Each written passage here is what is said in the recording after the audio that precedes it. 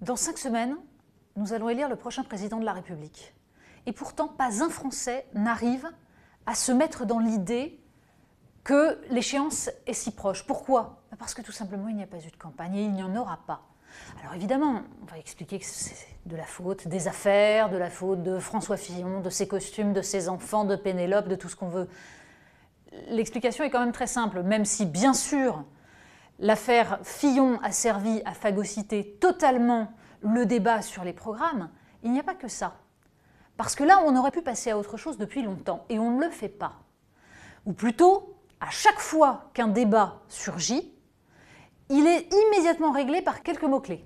Repli, souverainisme, xénophobie, racisme, et en général, le binôme ouverture-fermeture qui permet de régler assez vite les choses.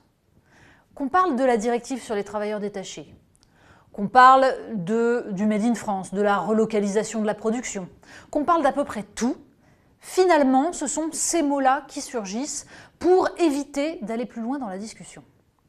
Pourquoi? Parce que, tout simplement, on a essayé de remplacer le véritable enjeu de cette campagne que devrait être la réflexion sur les dégâts, les désastres que cause le libre-échange, par une réflexion morale. Quiconque remet en cause le système économique actuel est évidemment un méchant xénophobe, coupable de haine de l'autre, etc. etc. La rhétorique existe évidemment depuis des années, hein. C'était exactement la même qui régissait l'ensemble des médias au moment du traité constitutionnel de 2005.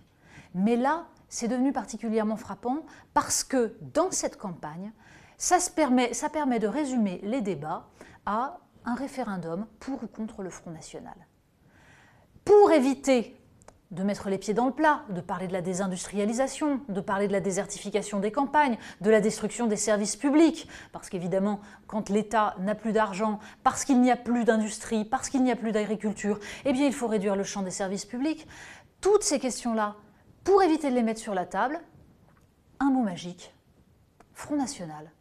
Voilà, il faut voter utile pour lutter contre l'arrivée de la bête immonde et des hordes fascistes. C'est ça que nous prépare cette campagne électorale, qui va permettre de perpétuer le système dans la plus grande bonne conscience et, évidemment, dans un déni de démocratie absolu.